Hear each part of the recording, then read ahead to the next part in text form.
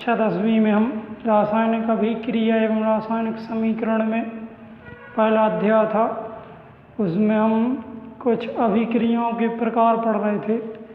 तो जैसे संयोजन अभिक्रिया, वियोजन या फिर अपघटन उसी का नाम है, और विस्थापन, द्विविस्थापन, उपचयन, अपचयन, ये अभिक्रियाएं हम पहले, और रेडॉक्स अभिक्रिया, इनके बारे में हम विस्तृत तरीके से अध्ययन कर चुके हैं। और अगली जो आपकी अभिक्रिया है, जो आगे हम पढ़ने वाले हैं, आज का आपका टॉपिक है दैनिक जीवन में जो हम देखते रहते हैं, कुछ वस्तुओं में बहुत तेज़ी से बदलाव होता है, या फिर अपने दैनिक जीवन की बात करें तो जैसे जंग लगना। जैसे आज का अपना मुख्य टॉपिक होगा संक्षारण।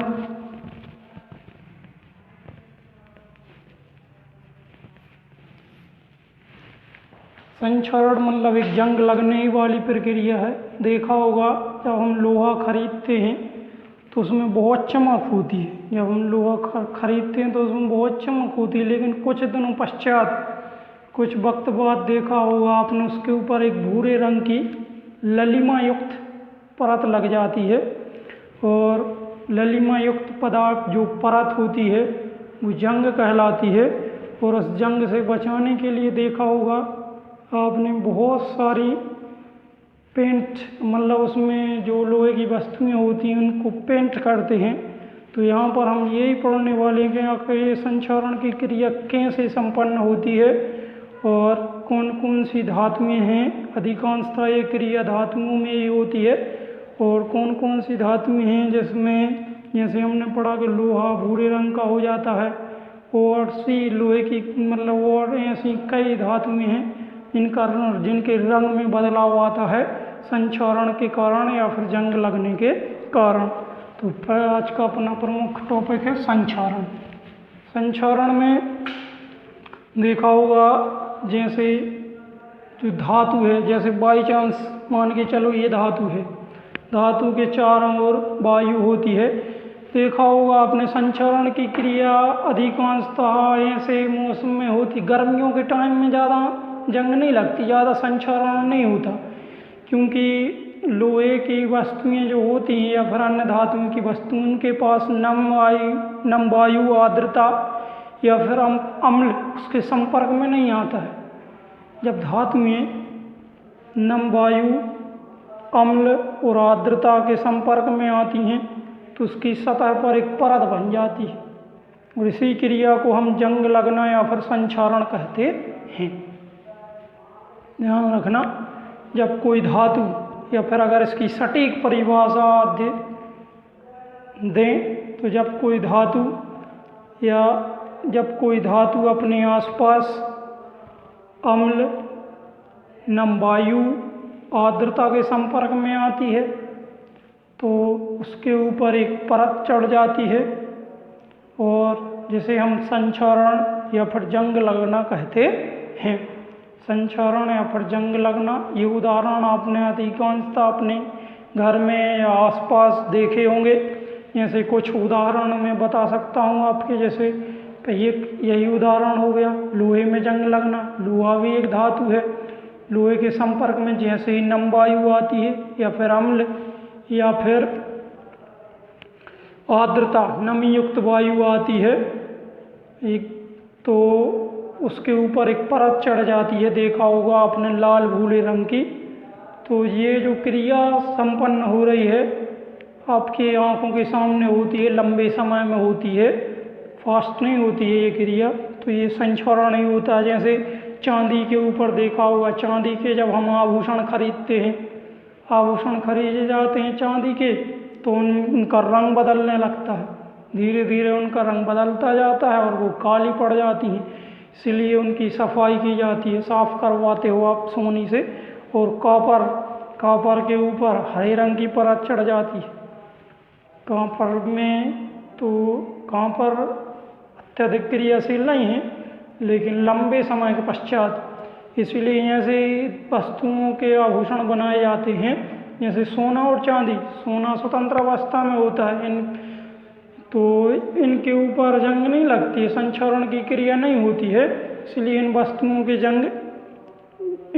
में जंग नहीं लगती, इसलिए जंग नहीं लगती, इसलिए इनके आभूषण बनाए जाते हैं। नहीं तो आभूषण किसी भी वस्तु के बनाए जाते हैं, इसलिए सोना और चांदी की मार्केट में भी कीमत ज़्यादा होती है।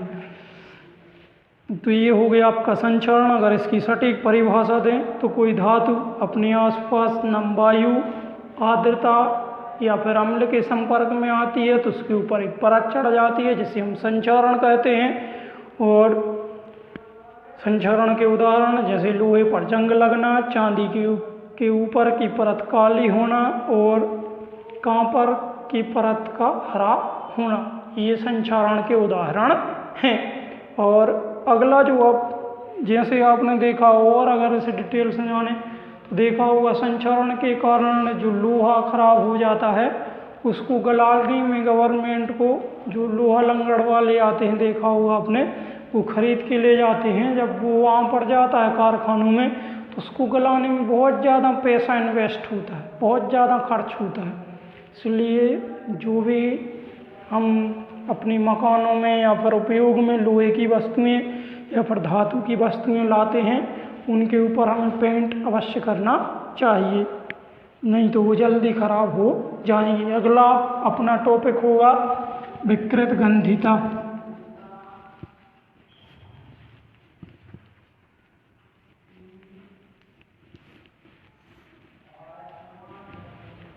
विकृत गंधिता नाम से ही समझ में आ रहा है। विकृत का मतलब होता है विकार, विकृत का मतलब होता है विकार, गंधिता का मतलब होता है गंध या स्वाद में बदलाव।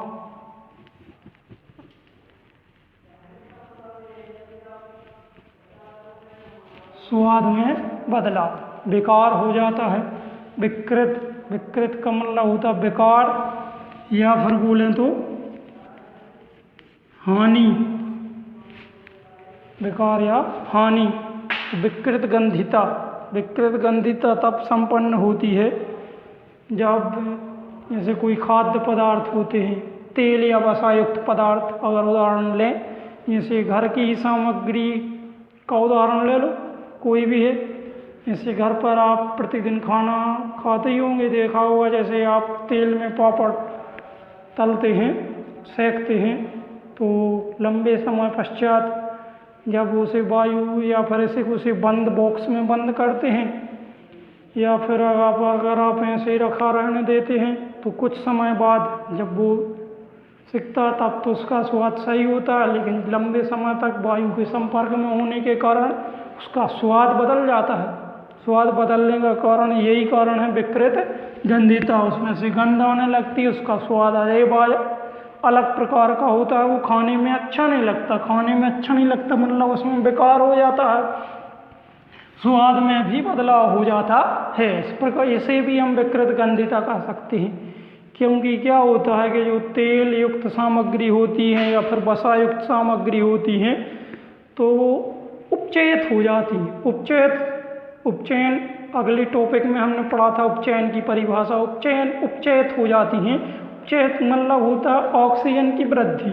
ये जो चिप्स या फिर अगर घर की सामग्री की बात करें, जैसे पापड़ की कर रहे थे, तो लंबे समय पश्चात, कुछ समय पश्चात ही उनका स्वाद बदल जाता है, शीतल टाइप के हो जाते हैं, उनका स्वाद बदल जाता है, क्योंकि वो वायु के संपर्क में आ जाती हैं, वायु उनका स्वाद बदल देती है। लेकिन अगर आप बात करें चिप्स वगैरह की तो देखा होगा, चिप्स अगर आप कहें कि चिप्स खराब क्यों नहीं होती, तो चिप्स देखा होगा, चिप्स एक पैकेट में बंद हो के आती है। पैकेट में बंद इसलिए किया जाता है ताकि वो लंबे समय तक चल सके। पैकेट में बंद किया जाता है, बॉक्सों में बंद, पैकेटों में बंद किया जाता है और उनके पैकेटों में नाइट्रोजन गैस भरी जाती है। नाइट्रोजन, ध्यान रखना, चिप्स या फिर जो भी आप खाने योग्य तेल युक्त सामग्री लेते हैं, जो भी आपको किराना दुकान पर उपलब्ध मिलती हैं, पैसों में खरीदते हो, तेल युक्त हों वसा युक्त हों, तो उनको विकृत गंधिता से बचाने के लिए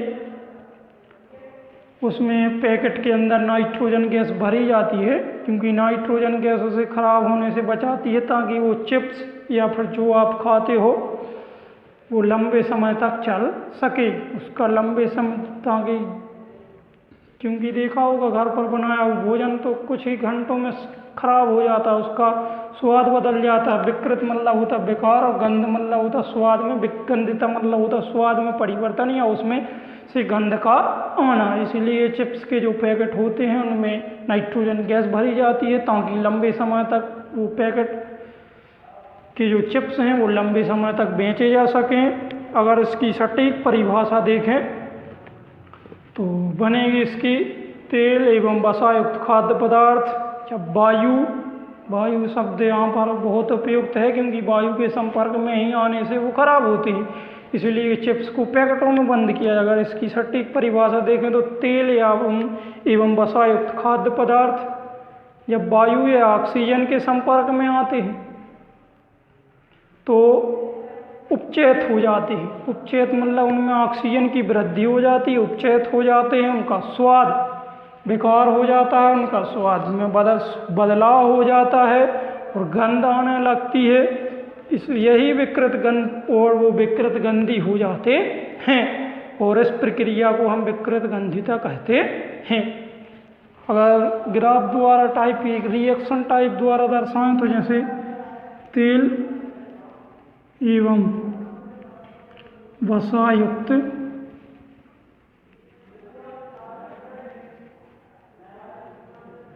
खाद्य पदार्थ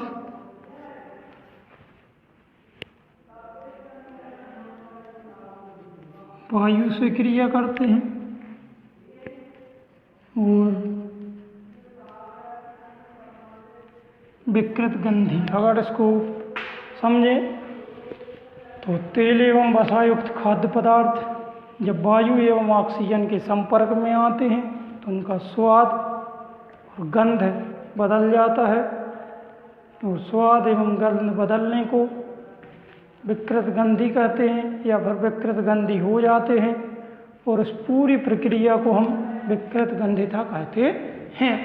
अगर इसके उदाहरण देखें तो मैंने अभी बताया था कि चिप्स के पैकेट में नाइट्रोजन गैस ऑक्सीजन को हटा देते हैं और उसमें नाइट्रोजन गैस भरी जाती है, ताकि वो चिप्स लंबे समय तक चल सकें या फिर विकृत गंधी हो जाएं, मतलब जल्दी खराब ना हों। आज का टॉपिक ये अपना जो विकृत गंधिता और संक्षारण के बारे में पढ़ा, यहाँ पर अपना एक अध्याय समाप्त होता है। अब हम अध्याय 2 के बारे में अगले वीडियो में अध्ययन करेंगे।